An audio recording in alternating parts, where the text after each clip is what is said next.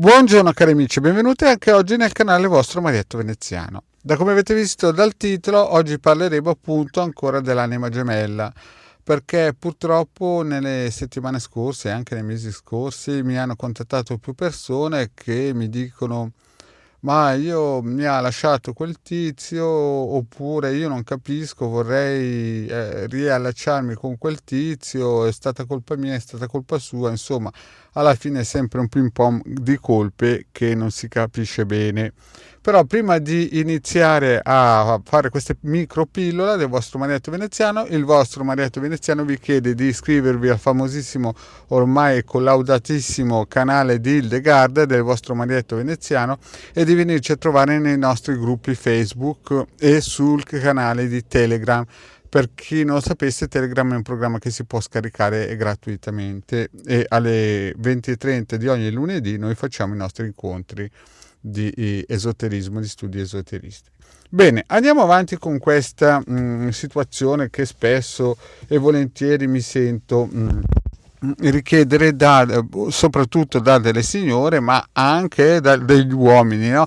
Che vogliono riconquistare la persona da cui si sono un po' separati o allontanati. Allora, come ho già detto in altre pillole, cari amici, l'importante è cercare l'anima gemella, ma questa cosa la possono fare solamente le anime antiche oppure le anime un po' evolute, perché purtroppo le altre anime in fondo hanno ancora istinti un pochettino bassi e quindi pensano che la persona che incontrano è quella giusta, ma senza pensare se è l'anima gemella.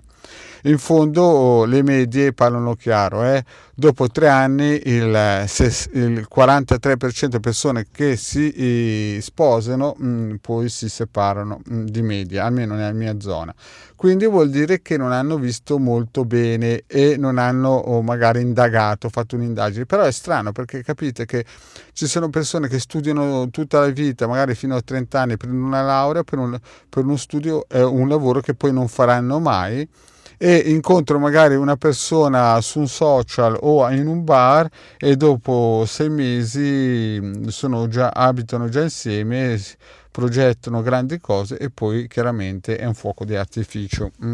È vero che ci sono gli ormoni che dopo 6 mesi o 3 anni a dipendenza scoppiano, però insomma bisognerebbe sempre, ripeto sempre, stare molto attenti di non farsi in un certo senso guidare più dalla chimica che dalla testa. Purtroppo è così, no? E la cosa importante quindi è ricercare l'anima gemella, sapere che esiste. Ma chi è quest'anima gemella? Come già detto in un'altra pillola, l'anima gemella non è nient'altro che la nostra metà dell'anima, cioè la nostra anima non è tutta intera ma anche una metà. Questa metà può essere maschile o femminile a dipendenza se uno è uomo o uno è donna. Quindi se noi vogliamo completare il nostro scesa e reincarnazione, chiaramente dobbiamo trovare la nostra anima gemella, perché se no, cari miei, è inutile perdere tempo a correre dietro al vento. Quindi, cari amici, la cosa importante non è se lui mi ha lasciato o voglio riconquistare, ma se lui è veramente l'anima gemella. E quindi bisogna fare un'indagine seria.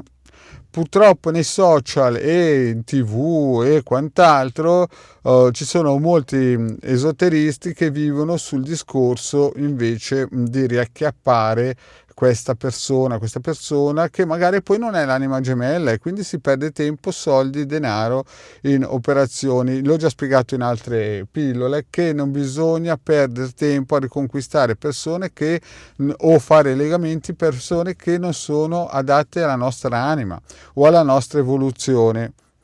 E poi certo ci saranno quelli che cominceranno a dire che il nostro karma è così e cos'ha, destra e sinistra, ma cari amici, noi siamo scesi in questa dimensione per cercare soprattutto l'anima gemella. Lo diceva anche Crivelli, il famosissimo maestro Crivelli, di cui ho fatto anche uno spot di un suo libro, che la cosa principale per un'anima cabalista è riunirsi alla propria anima gemella per poi salire la scala, la scala fino alla Keter.